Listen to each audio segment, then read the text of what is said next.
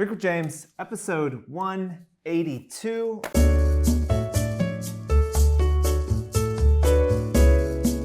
I'm coming at you on a Tuesday.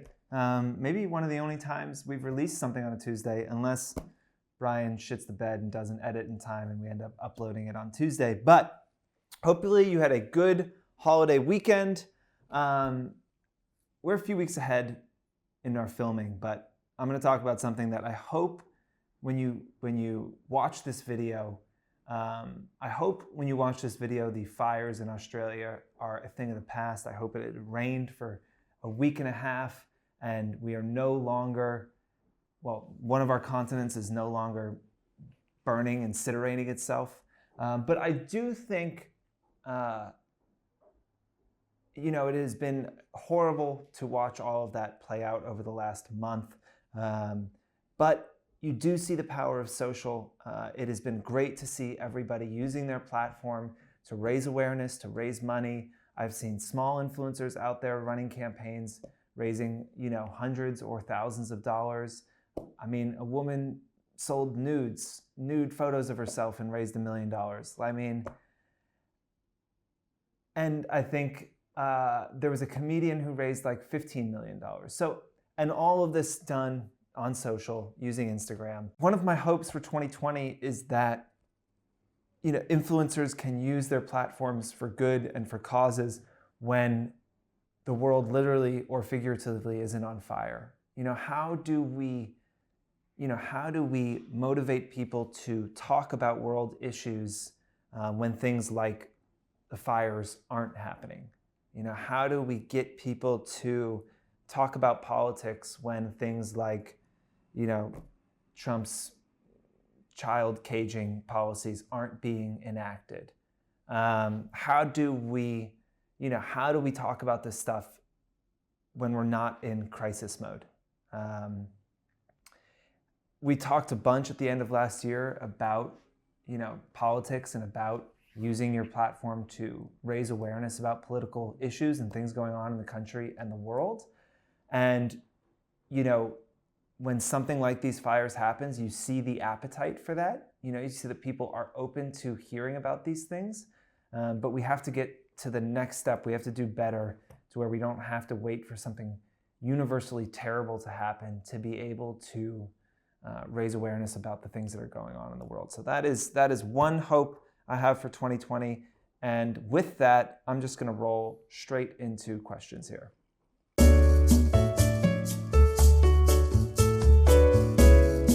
First question is, what do I need to know about FTC guidelines? I think this is something that we have talked about in the past. FTC recently updated their guidelines. I think we can maybe put a link to download them. It is really a very simple, straightforward document. I know you think like FTC, a regulating body, a government organization, this is going to be this obtuse, long thing that is very difficult to read. It's about 8 pages long. It's really simple in plain English, not legalese. They make it super simple to understand what they're saying. Now, unfortunately, there is ambiguity built into the rules. Something that hasn't changed is that if a brand gifts you a product or if a brand is paying you, you have to disclose that relationship in some way, shape, or form. Right? You have to say that you are working with the brand or the brand gave you that thing. Now, as has always been the case, you do not have to put #sponsored, #ad. There is no requirement to do that. If in the comment you said, I'm working with blank brand. Now, where it gets confusing is that, they don't have a fully clear example of what disclosing the relationship is. So the language is subjective, and it is up to their interpretation if they feel like you have disclose that relationship clearly enough, which is why, if all else fails, it is probably just easier to put #sponsored, #ad, and know that you are in the clear. Now, the other thing is on stories or on Snapchat,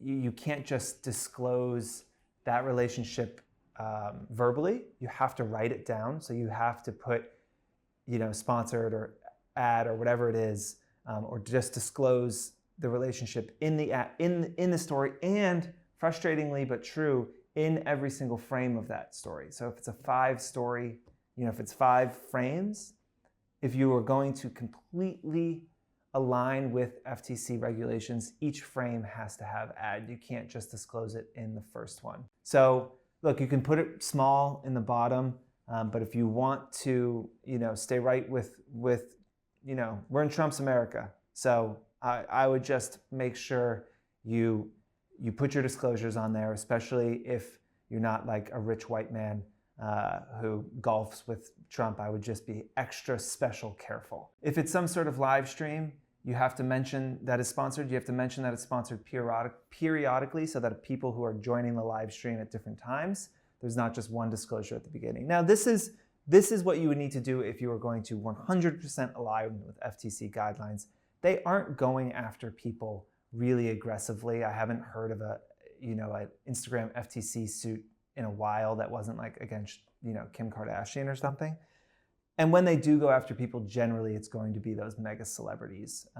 Those are kind of the people that they're watching most closely. But, I would never work with a brand that told you not to give disclosures. I have heard of that happening. I've heard of brands encouraging influencers not to disclose. There was an episode earlier this summer where all these influencers got the Givenchy bag, and I believe Givenchy asked them not to disclose that it was gifted. That's fucked up. Don't do that. Don't let a brand put you in a position of breaking the law because they don't want people to know they gifted you the bag.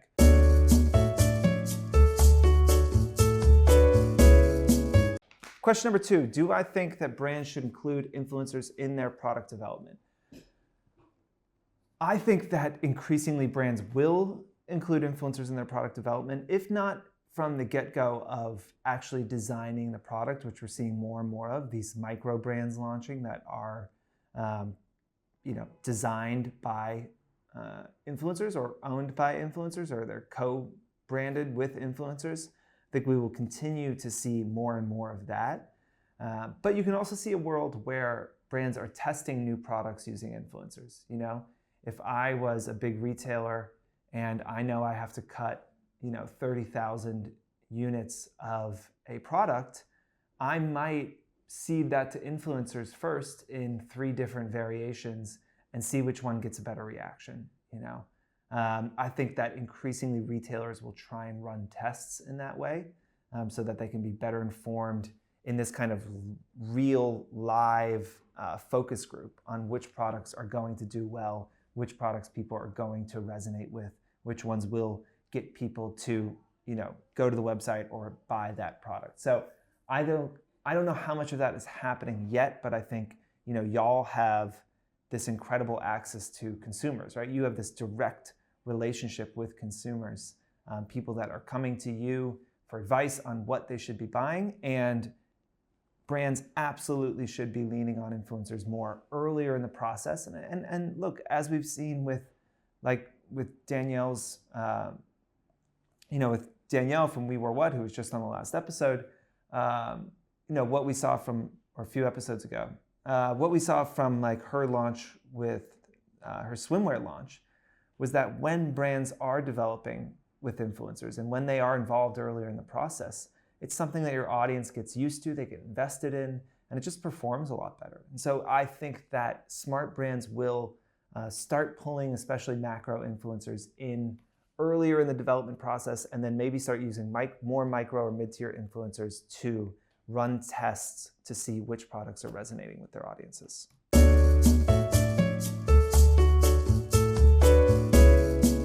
Lastly, I want to comment on an article that was in Glossy. It said the future of influencer marketing depends on fighting fraud. Look, that's a fun headline to write. We were the first company in the world to come out with a product that would verify that an influencer's following was authentic and real, and that they hadn't bought followers. We were the first people to do that maybe 4 or 5 years ago. And when we launched it, every kind of publication that reached out that wanted to write an article, they wanted us to out influencers that had bought followers. They wanted a story about how prevalent this is and what, they want to write about the big spooky monster in the corner that you need to be afraid of. That is what drives clicks. the reality of it was that, buying followers was not nearly as prevalent as people thought it was. So while writing articles like this, like the future of this industry depends on fighting fraud, I mean, fraud is prevalent everywhere, but in advertising especially so. How many bots are there out there replaying videos over and over again so that we can get the video counts up? How many bots are out there clicking on ads, loading websites so that we can get impressions? Like, ad fraud is a problem across the board. It is a problem in the influencer space, but it is a much smaller problem than people let on. And of course, you should come to Fore as a client and, work with us to work with influencers who we have verified as having authentic followers. And look, a lot of our competitors have copied us ruthlessly and created their own ways of verifying people. And if you don't want to work with us, you should work with one of them.